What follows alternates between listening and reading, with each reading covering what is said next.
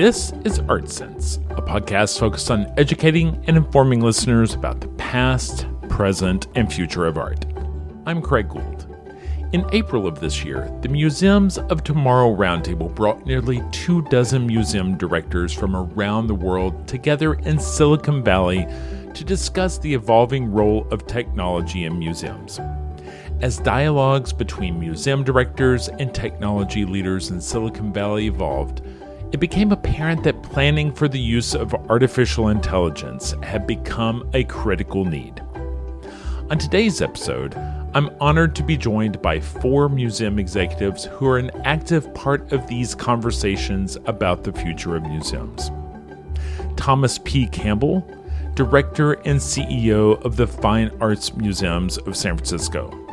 Seb Chan, Director and CEO at the Australian Centre for the Moving Image in Melbourne, Australia. Amanda de la Garza, Director General of Visual Arts at the National Autonomous University of Mexico in Mexico City, and head of its University Museum of Contemporary Art. And Suhanya Rafael, Executive Director, the M+ Museum in Hong Kong. And now, a conversation about the future of museums with the Museums of Tomorrow Roundtable.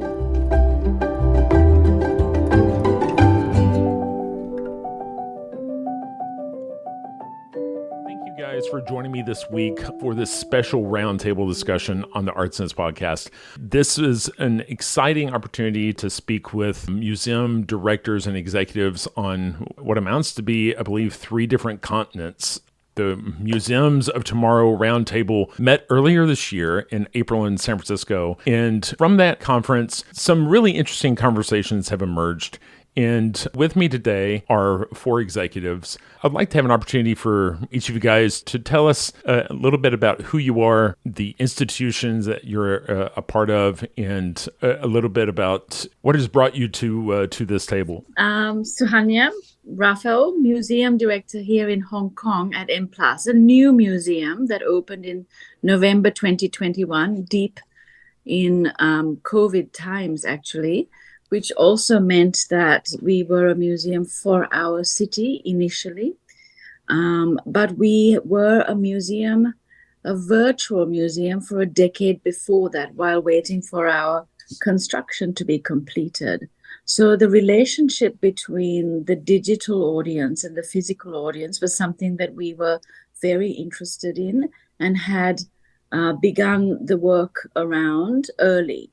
So this has meant that as and certainly in East Asia, we know that our publics are digitally very alert, always engaged in these platforms. So it made absolute sense for a new museum for the 21st century that our alertness, our engagement, our interest in that field or in that platform had to be an intrinsic part of the work that we do. So I can say that it's been an incredible journey, and we've watched how people have engaged with the museum. And we've had over 4 million people through since we opened. But very interestingly, if you look at our social media platforms, we have an audience that reaches over almost 80 million people, which is extraordinary. And, I should also say that we work on many language platforms, and social media is one of the key drivers of connection. But we have, of course, we know that the digital world, the technology world is very diverse. And so this is only one of those channels, and we do explore the others as well. But I'll leave it at that. Sure. Seb. Hi, I'm Seb Chan. I'm the Director and CEO of the Australian Centre for the Moving Image, which is a large state-run museum in Melbourne in Australia. We are the National Museum of Screen Culture. We opened 22 years ago, but our collection dates back to the 1940s. And we are really a museum of technology, innovation and futures, and how screen culture, film, TV, video games, and all its other art forms around that, XR, contemporary art as well, give us ways of thinking about the future, tracking the future, and poking at it in different ways. And, like Sahania said, we're also a museum that gets millions of kind of visitors. But interestingly, when we first opened in 2002, and this is before Second Life, we commissioned a virtual world, a digital twin of the museum and the precinct that it's in to be made. And funnily enough, when that expired about 2005, we've actually resuscitated it through a lot of our work in digital preservation. So we're interested both in how screen culture and technologies and media shape the way we think about things, but also ways of preserving those, particularly in the digital space. Funnily enough, the digital things we create are far more fragile than the celluloid we have in our collection that can last 70-ish years. So it's this sort of interesting paradox about the fragility of the future, which I think in this particular climate crisis is incredibly relevant too. Sure. Amanda. Hi, I'm Amanda de la Garza. I'm the director of the Museum of Contemporary Art. It's a university museum that is part of the National University, a public university, which is very relevant in Mexico and Latin America. And we do contemporary art, and we have a collection of modern and contemporary art. And our experience, it's that the pandemic pushed us forward into trying to really think about developing content in many different platforms.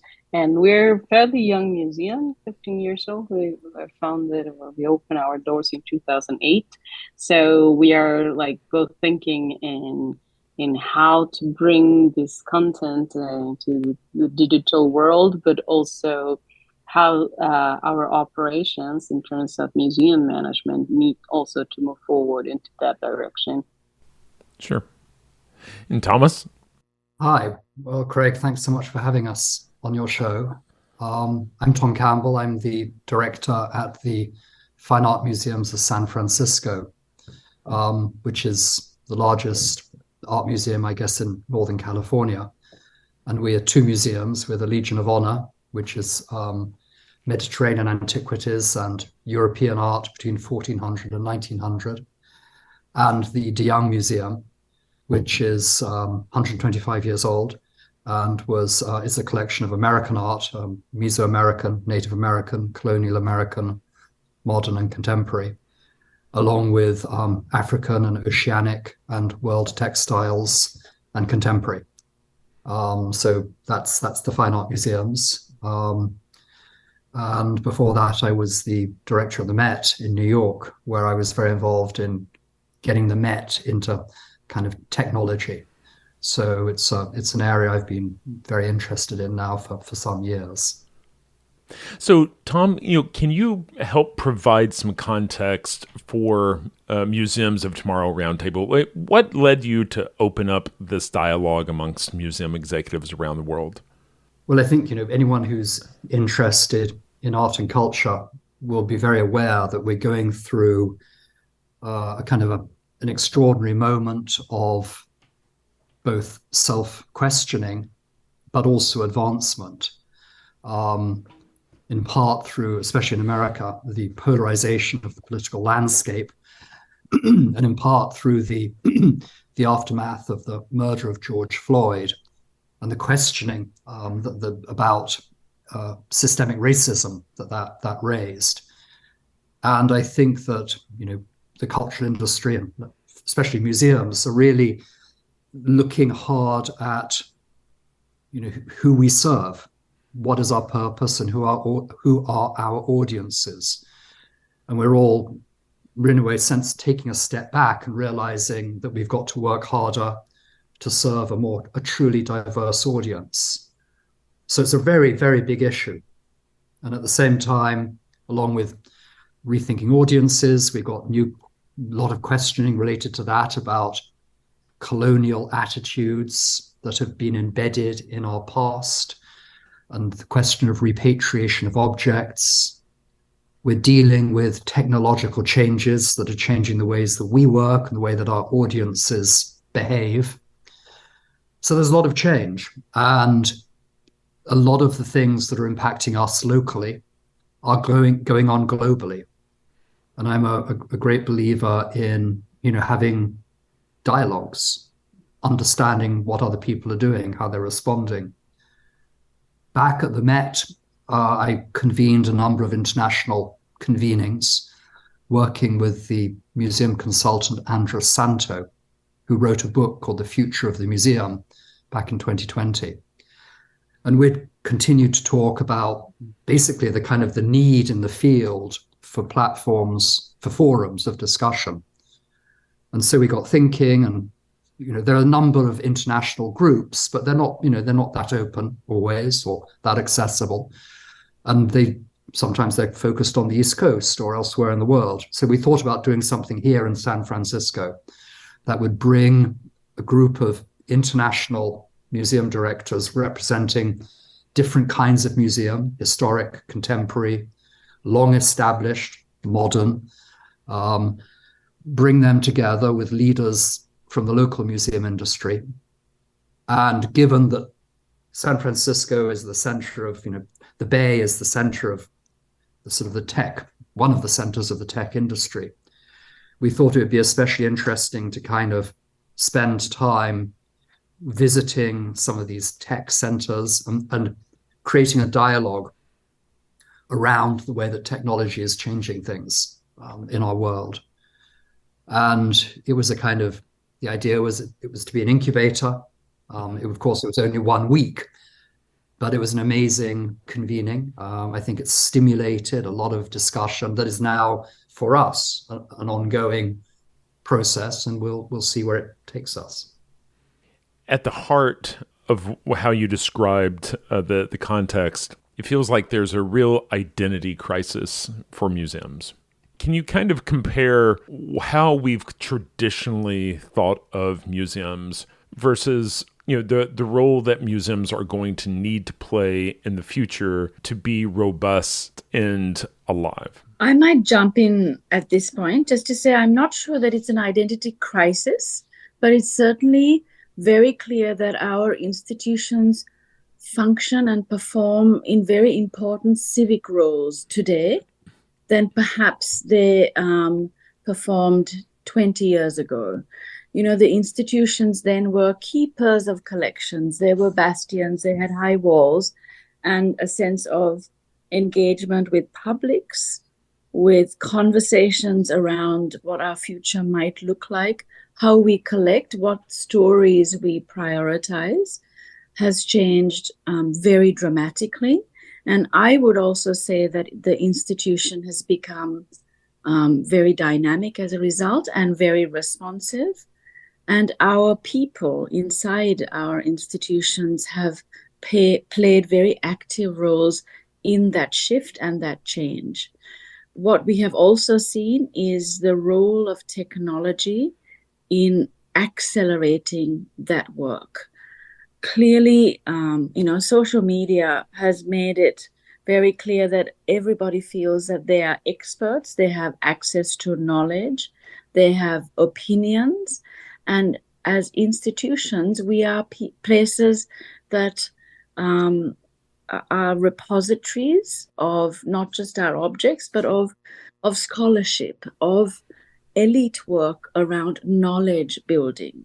So how we then bridge in this very mutable environment in relation to building purpose as places of gathering, as places of argument, of how we remember who we are, has become very critical work. And I think the museum has really stepped up into that challenge across the world and across different scalability as well. Whether it's a very small space or a very large space, the urgency around making meaning and being meaningful to people has been very important. And we have been responsive in that because it's also become very clear that the institution, the museum institution, is a trusted place. Media is not trusted, politicians aren't trusted, but museums are. So that means our responsibility in terms of how we engage with our publics have become very urgent, but also I think it's been very dynamic. I think the crisis, if as you describe it or have suggested, has leveraged the institution to become something far more interesting in our world today. Seb, I see you enthusiastically nodding. Very much so. I think for the museum sector, it's really about social license and whether we have that social license with the communities that we serve, about what we collect, what we preserve, what, why, and for whom. And I think what's happened, as Hanya was saying, is that the internet and the access to knowledge and media and information has flattened people's concept of what is available. And many people have started to visit museums where previously they thought they would not be welcomed. And museums have done a huge amount of work in becoming much more physically welcoming spaces. And that has changed that kind of dynamic. So the expectations from multiple publics on the museum are greater. And in the museum space too, we have historically talked about seeking some impossible sense of neutrality, usually guided by requirements as public service institutions, or perhaps in order to receive tax exemptions for donors. But it's become very, very clear that all of the things we do, the choices we make of what to collect and exhibit, have its own politics and bias, and that the key part of the trust of the future museum is whether that bias is transparent and legible to our communities, and it is contestable because it is legible and visible to them. And so what you're starting to see in museum design is people's names being put against the works that the texts that museums write around works of art now often have the curator's name beside them, so that it is contestable. And I think that sort of transparency piece is one of those subtle changes that the web has brought to museums. But it also poses enormous challenges for museums, because museums have only in the last decade become to realize they are also media organizations. And we are both physical media and non-physical media, and that changes our relationship with our visitors and users and audiences and the public. And it's global. So those conversations around repatriation, the first Black Panther movie probably turbocharged discussions about repatriation in the general public's mind more than anything else. Several of you have mentioned having virtual collections and being virtual institutions before having your physical homes. And it just seems like this is also an ongoing issue in terms of defining the museum. Let me ask you guys, can we afford to think of the museum as a building, or is it more? And if so, how does that impact the decisions that you guys have to make? Just because I actually think that we are social and our physical relationships with each other matter a lot. But how the digital works, because it's so expansive, offers other options and opportunities. So many of us are putting our collections online so that they are visible and available freely to anyone in the world, and M+ has open access program on our collections. It's also how you gather further research information. It's how you build. It's common human cultural heritage, and it's shared now by all. We all understand this, but I do think that the physical it is as important. We have realized this over COVID years, that our relationship to each other physically is as important. It's about mental well-being too.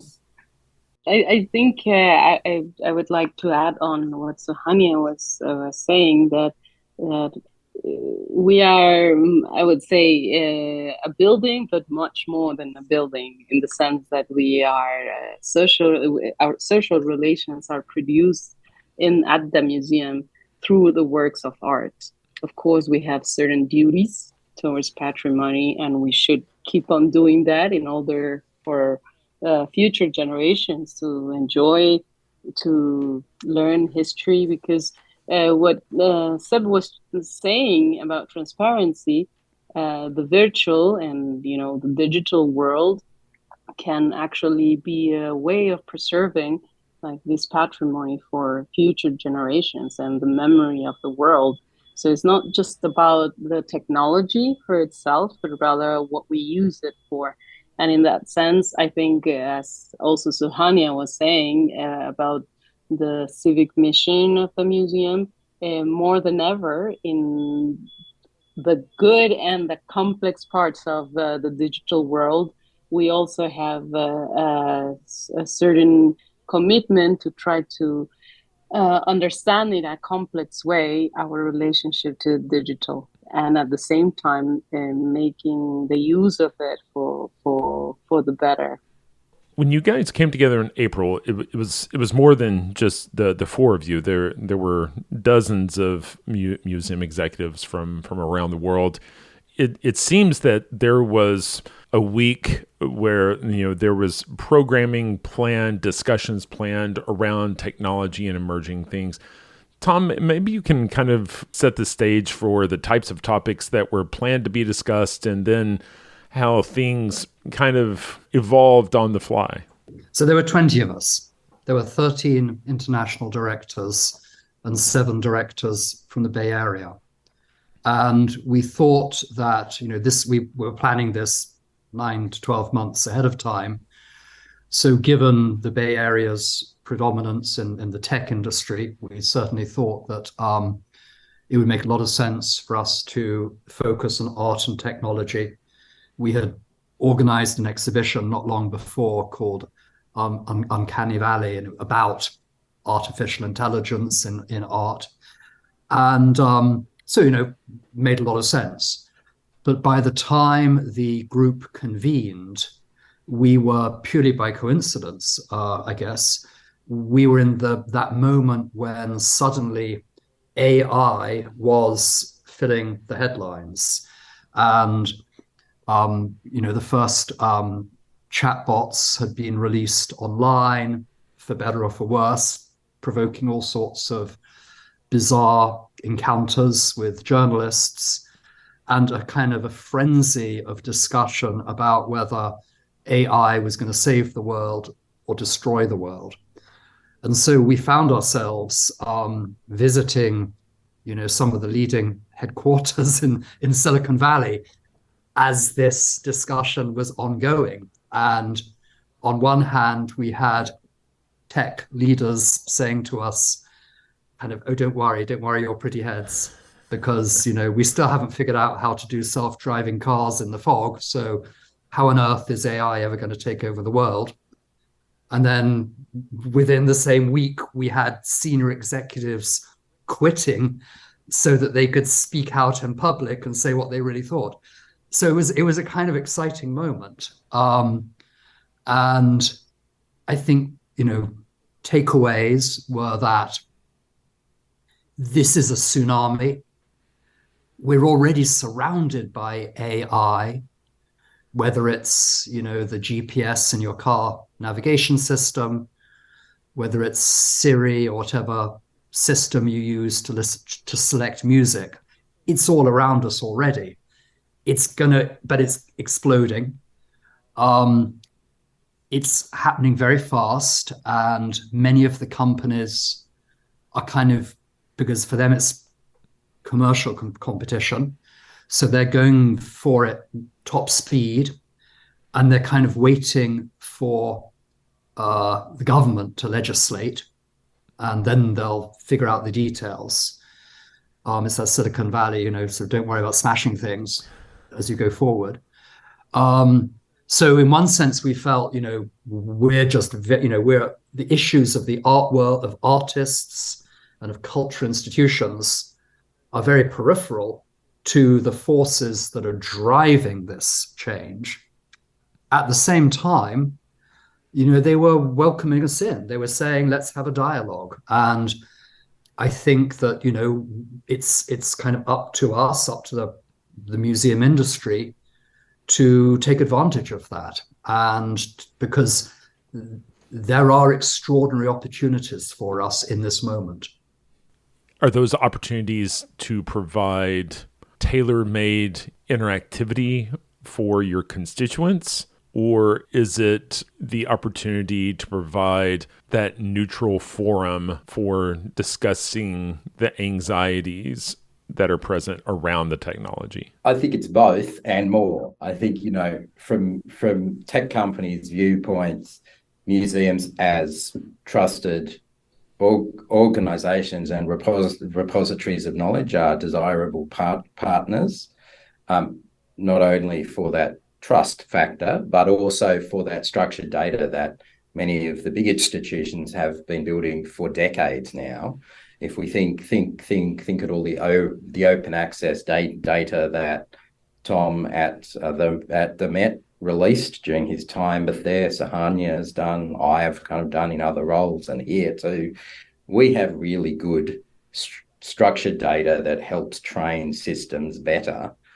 And sometimes that was done without the expectation that these technologies would come in and require that training data, and that's creating its own ethical challenges, I think, in fact, right now around use of data for one purpose being used for another purpose that was not expected.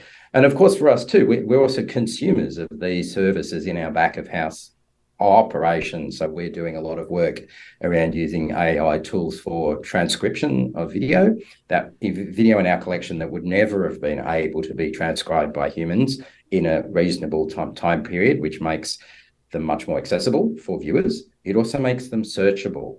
And the big challenge in media content, video content, is discovering things within 70-minute piece of work. Finding the 2 seconds where this happens has always been a challenge. So there's those sorts of things. We're also seeing use by some museums in using very simple chatbots as ways of rewriting work for different reading levels and language translation. So there's all those positive and emerging and things, I think, that will just become standard practice. But there are a lot of also very considerable challenges around the skills and technical literacies within institutions that were already very challenging for us. And I think all of us have been in the museum world over the last 20 years have struggled with keeping the knowledge and skill levels of our staff at pace, first with the web, second with social media, third with open access that social media then demanded of us, and now with AI. So those technical literacies are very challenging. So they also are for our community. So there is a great opportunity for us to jointly learn kind of together, and also work through some of the ethical issues which are being raised by both artists and our communities, and also many of the humanities trained professionals who work in sort of museums who put ethics right at the top of what they're learning. Yeah, we're thinking about this all of the time. And I think that's one of the pieces. And also, as we've also mentioned before, that museums have, for the large part, been colonial enterprises in the past, and these technologies, particularly with AI, are extractive. And the US, Europe, and China are the three major superpowers that have the technical resources to do this. And of course, those technical resources are built from rare earth metals, predominantly mined from the global south. And that training data, including museums, the data which is used as training kind of data, is refined by cheap kind of labor in kind of the global south as well. So there is a complex web of political and ethical challenges there. But at the same time, museums are going through this process of ensuring that the voices of marginalized communities are better represented in what we do. And there are new tensions around whether, in bringing those new voices in to our collections and our programs, whether we are opening them up for exploitation potentially through other downstream methods. And we've seen this with rethinking of open access around First Nations collections, for example, in Australia, that First Nations materials in museum collections have been, when they've come from and with consent from the communities, have been for specific purposes and uses. And if open access to those makes them a resource to be used by others for other purposes, we have some serious consent issues, and we're seeing that also with a lot of contemporary artists and creators too. So it's a complex thicket of problems on top of all the other problems we face as a society. And I think museums are a really important place for us to collectively work through these issues with our communities. After speaking with these technology heads about AI and its capabilities, was the sentiment at the end of the week that you guys are excited about expanding possibilities in your industry, or was there more concern about the unseen minefields that may be lying in the wake of actually trying to implement these solutions? I'm very excited about it. I feel, I think of so many museums have spent now 30 years taking advantage of new technology to upload images and data about their collections.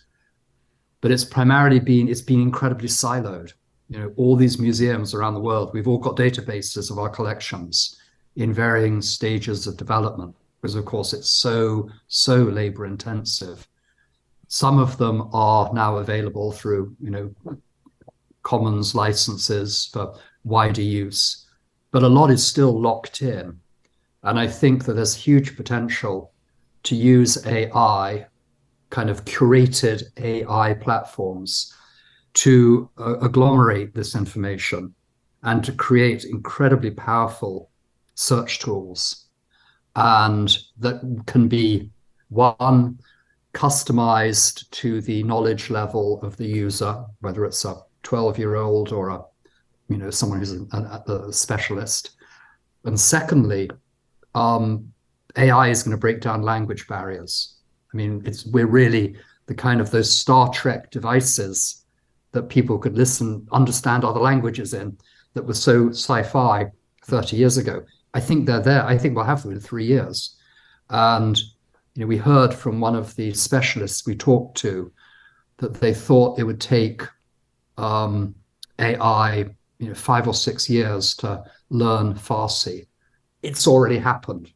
And so I think that within a couple of years, wherever you are in the world, you will be able to access chatbots that whatever language you want to access it in, it will give you information. And we have the opportunity to get in there, help curate that information, make sure it's not too misleading if we have, if we create these somewhat customized platforms. But we have to do it with humility, because the old idea of the curators as these sort of high priests of art handing down information, that is now totally exploded. We have to be very hesitant and mistrustful of our, especially in the West, of our colonial origins of our histories. And I think that's where this kind of forum is so critical, because it, by being global, we're we're putting ourselves in a position where we can be objective, get a better perspective on where we have blinkers. Can I just add a very interesting other comment that another museum director in Berlin called Michael John Gorman was discussing, and he is talking about biological intelligence as well as artificial intelligence, that our human intelligence and human being one part of biology must also be taken into account. So what Tom was just describing here about the need for humility is also about that recognition of other kinds of intelligence.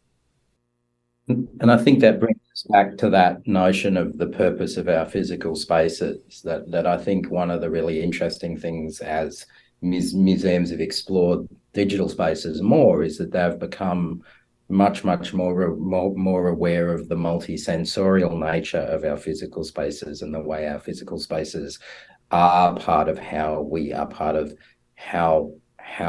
engage with the civic landscape at a city scale level. And I think that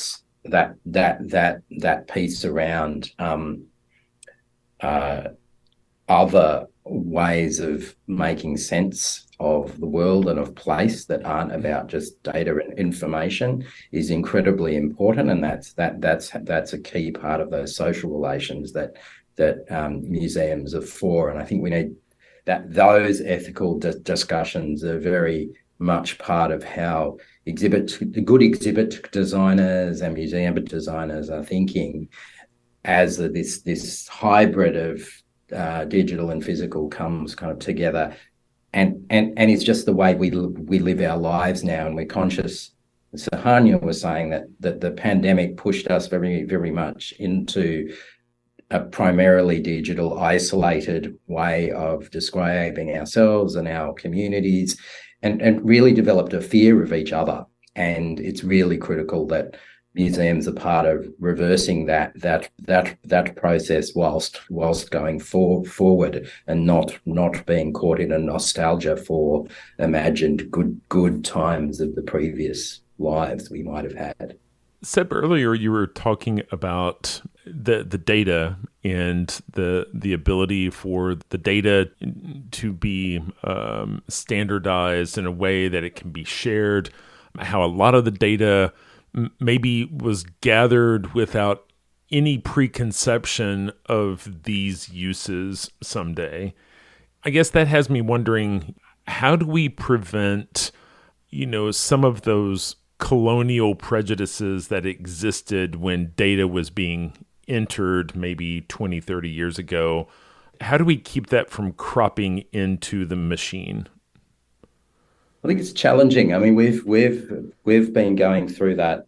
We, as I said, have collections dating back to the 1940s, and they've been catalogued in a variety of ways through that period. And language we wouldn't use now, it crops up in our collection searches frequently, and it's important to document how language has changed. So I'm also very conscious that we don't erase those biases of the past as if they weren't there, but we also need to make sure that they're not the primary training data for other systems we might use in the future.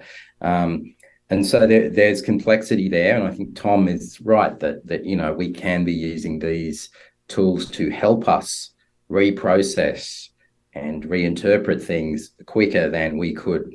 Every museum has works that are not fully catalogued. There are some museums who have works that are not catalogued, as we may have discovered in the news recently, which causes all sorts of challenges. This has been a long-standing issue. I guess what we've seen from the training data sets that many of the recent wave of systems have been using the Layon kind of database of image and text pairings, and the Common to Crawl database that is of all the text on the public internet, has incredible biases in it, and that's where their process of cleaning has been going on. Museums are a microcosm of that, and I think we have the same challenges, and this is where we've started to see some of the larger museums beginning to block some of the automated bots that are going and slurping up some of this material, because they aren't sure that their own data is free of the most egregious biases. Of course, it has a bias, but the most egregious historical biases, particularly descriptive biases, that I think there's a greater awareness, and there's work to be done. Tom. Amanda's running a museum on a university campus, where, of course, this is such a hot topic too in academia. It'd be interesting to hear, Amanda, your thoughts on this. Yes, I think, I always believe in the artistic intelligence, so to speak. I believe artists, especially contemporary artists, are I think we should give the space for artists also to think about this with the tools, the museum enabling not only us giving an opinion about this, but rather artists or thinkers, making room for people to experiment with all these technologies, and to, through this artistic experimentation or discussions, can actually come up with ideas, with questions, and with the complexity we all know it entails.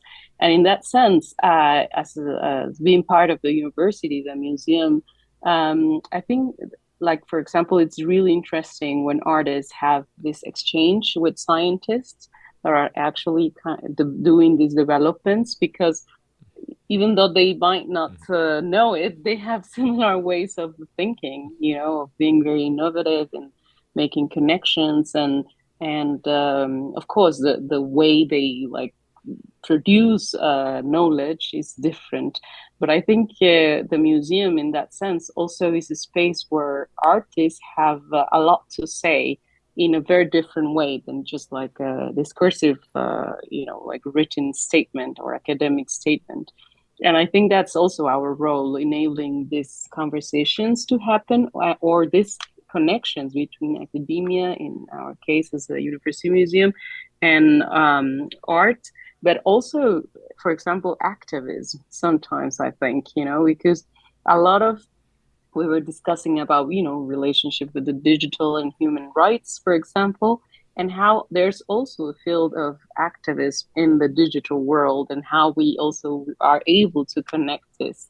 I think that's also something exciting, and something that I think is really relevant has to do with accessibility, in the sense that, for example, what AI can produce, for example, automatic subtitling, that it's more sophisticated than what we have now, that are actually that you could subtitle in another language, but also for different disabilities, making all our digital tools more accessible for this different sort of audiences, or even in neurodivergency. So I think that's something really important, that all of us want to walk in that direction, be more accessible in different levels and realms, but sometimes we don't have the capacity to do a full-on transformation. And I think that AI or other technologies can actually allow us to do this. But then again, as you were saying, and Seb was saying, we all have to be very careful with not reproducing certain biases, that will end up producing content that it's full in its categories or in its language, that can reproduce certain ideas that we actually don't want to put out there, and I think that's the reason why it's more and more important that we're in the museum field more, so to speak, informed, of what we can use. And also some of these technologies are not so expensive, because sometimes when we want to do some sort of digital initiative, we have the feeling that it'll cost so much, like so many resources. And maybe some of these technologies are more accessible than what we think, but we just need to be more and more informed on how to use them, how to access them, and what do we really want from them, which is, like, I think, a fundamental question. And I think that's what we are trying to figure out in the cultural field, what we want these tools for, how it can help us to go further into our objectives. I feel like I hear all of you guys excited about improved accessibility, and it really sounds like everyone is excited about the possibilities. But what hurdles might be standing in the way between where we are today in successful implementation in 5-10 years? I'll jump in, and so let me respond to this question. I think one of the biggest challenges is around intellectual property rights, and it's a legal space that we have to work through, especially with AI and the rights of creative people. And in our institutions, that is very important, together with the intellectual property rights of historic material, First Nations, and so on. So this is complex, careful work that needs to be managed, but it is definitely one of the very key challenges. They're not limited to one jurisdiction. I was just in Canberra at a roundtable around AI and IP that's beginning to shape an Australian response to this. And the very clear message was that Australia is operating in a global context, and there's a lot of geopolitical factors here that make it very challenging. And it's this sort of piece around national innovation policies, IP policies, whether there are exceptions for cultural institutions and research that has been proposed in the European Union, whether there are other. And in fact, IP solutions may only solve one part of the problem, which has impacts in many others. And I think that's where museums are going to be potentially one of the hotspots for these debates, and have some of the really visible examples of where these issues come into friction with each other. And I think that's challenging and exciting. It's challenging because these are not just diplomacy skills we need. There's technical literacies beneath that are in very high demand by other sectors. The tech sector primarily, and as museum directors, we all know that it's very difficult to pay equivalent salaries or to retain talent, and that talent is absolutely key to keeping us abreast of where things are going. And in fact, one of my team was just messaging me during this podcast who's been creating a clone of my voice in order to do a whole lot of speaking services around audio guides and other things. So these are very real things that are happening now. And it's funny because have I consented to having my voice cloned for this? In fact, I have, but it's fascinating to sort of see even within our museums what this might mean for other people who may have otherwise done that work. it does lead to the issue around ethics as well, and what's the ethical framework around this material, and it is not clear. Any other hurdles that people are losing sleep over? Well, picking up on what Seb just said, cost. It's we all have our tech teams, but just the basic process of cataloging collections and photographing them and getting them into databases and having a website that keeps up with modern expectations. It layers in levels of cost that are quite hard to fundraise for. You'd think that with so much money being generated in the tech community, you'd have some of these newly rich tech billionaires, getting more philanthropically involved with cultural institutions. But as I think most of our peers recognize, we're still trying to get that engagement going. It's a slow process. Do you guys plan on Museums of Tomorrow Roundtable being an annual event, or when do you guys plan to meet in person again? We're thinking probably about it being a biannual event, but possibly, well, certainly in the Bay Area. But that would give the possibility for people who've become involved, perhaps to convene meetings elsewhere in the world, and it's a kind of a networking process. We hope to build up a kind of wider circles as we go along. So it's I think it's gonna be up to the participants as well to.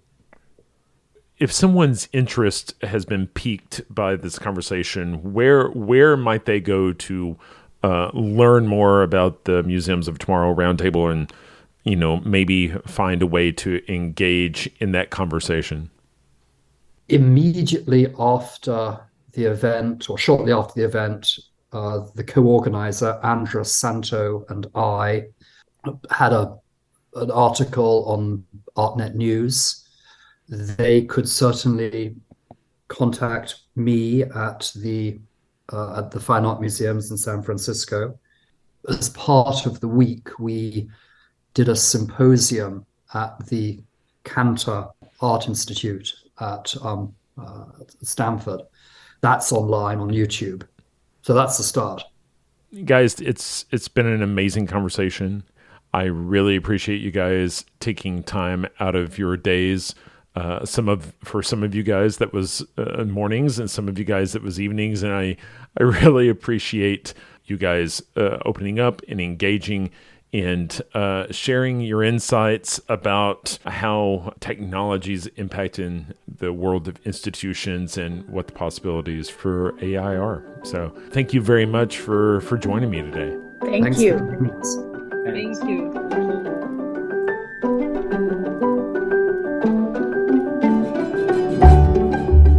That's all the time we have for this week. You've been listening to ArtSense. You can find the show on Apple Podcasts, iTunes, Google Play, Stitcher Radio, Spotify, or your favorite podcast app.